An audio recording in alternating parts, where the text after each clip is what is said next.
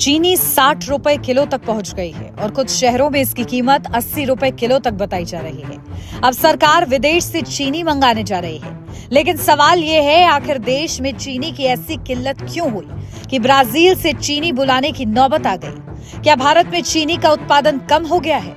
क्या एथेनॉल के लिए चीनी का इस्तेमाल इसकी बड़ी वजह है, या फिर चीनी की जमाखोरी और सप्लाई में गड़बड़ी ने आम आदमी की जेब पर बोझ बढ़ा दिया है? और सबसे बड़ा सवाल, ब्राजील से आने वाली चीनी क्या वाकई कीमतों को नीचे ला पाएगी? दरअसल देश में चीनी की बढ़ती कीमतों को काबू में करने के लिए सरकार ने 10 लाख टन तक कच्ची चीनी के शुल्क मुक्त आयात की अनुमति दी है।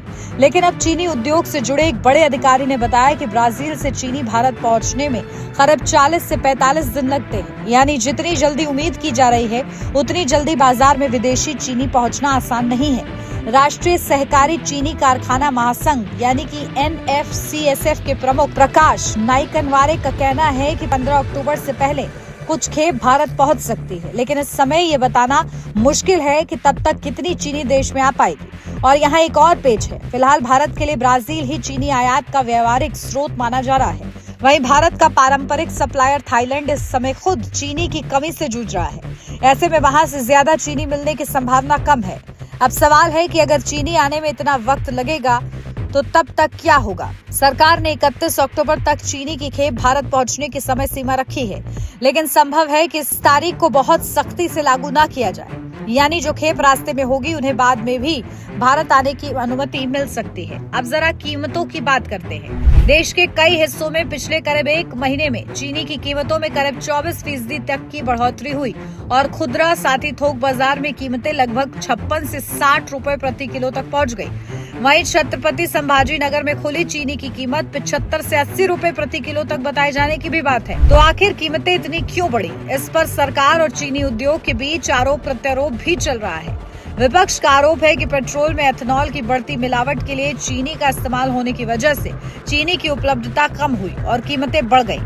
लेकिन सरकार और कुछ विशेषज्ञ इस बात को मुख्य वजह मानने से इनकार कर रहे हैं। चीनी उद्योग से जुड़े जानकारों के मुताबिक असली समस्या सिर्फ एथेनॉल नहीं है, गन्ने का उत्पादन घट रहा है, प्रति हेक्टेयर उपज में कमी आ रही है और कई राज्यों में गन्ने का रकबा भी प्रभावित हुआ है। महाराष्ट्र के पूर्व चीनी आयुक्त शेखर गायकवाड़ के मुताबिक गन्ने का उत्पादन बढ़ाने के लिए आज कोई नीति बनाई भी जाए तो उसका असर आने में करीब 30 से 36 महीने लग सकते हैं। यानी समस्या का समाधान सिर्फ बाहर से चीनी मंगाने से नहीं होगा।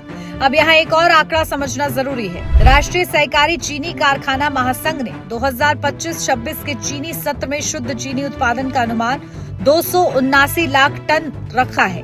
वहीं 2026-27 का नया चीनी सत्र 1 अक्टूबर से शुरू होना है और शुरुआत में करीब 35 लाख टन का स्टॉक रहने का अनुमान है। नाइकनवारे का कहना है कि ये शुरुआती स्टॉक करीब 22 लाख टन की मासिक घरेलू मांग को देखते हुए पर्याप्त है।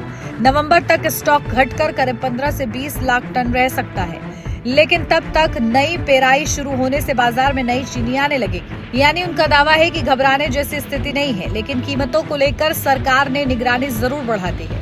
मिल स्तर पर स्टॉक की जांच की गई है, कारोबारियों के लिए स्टॉक लिमिट तय की गई है, थोक खरीदारों के लिए भी अलग सीमा रखी गई है और कई राज्यों में कारोबारियों और मिल मालिकों के गोदामों का निरीक्षण किया जा रहा है। चीनी मिलों की तरफ से भी कहा गया है कि उन्होंने तय कोटे के अंदर ही काम किया है और सट्टेबाजी से दूरी बनाई रखी है।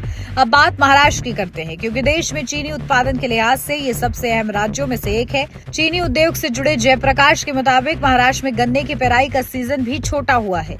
जो मिलें पहले करीब 150 दिन तक पेराई करती थीं, अब कई मिलों में ये अवधि करीब 100 दिन रह गई है। उनका कहना है कि कारोबार की लागत बढ़ी है और किसानों को गन्ने के लिए ज्यादा भुगतान करना पड़ रहा है। तो कुल मिलाकर तस्वीर ये है कि चीनी की कीमत बढ़ने के पीछे सिर्फ एक कारण नहीं, गन्ने का उत्पादन, पेराई का समय, घरेलू स्टॉक, एथेनॉल और बाजार में मांग, सप्लाई, इन सभी का असर कीमत पर पड़ रहा है। और अब सरकार की नजर इस बात पर है कि आयातित चीनी कब तक भारत पहुंचती है और बाजार में इसकी उपलब्धता बढ़ने के बाद कीमतों पर कितना असर पड़ता है। सच्चाई के साथ जुड़िए डेली इंडिया न्यूज के साथ। तो देर किस बात की? डेली इंडिया न्यूज अब आपके व्हाट्सएप पर भी उपलब्ध है। जुड़ना बहुत आसान है, बस सामने दिख रहे QR कोड को स्कैन करें या नीचे दिए गए लिंक पर क्लिक करें। और हाँ, चैनल को फॉलो करने के बाद बेल आइकन दबाना ना भूलें ताकि कोई भी जरूरी अपडेट मिस ना हो।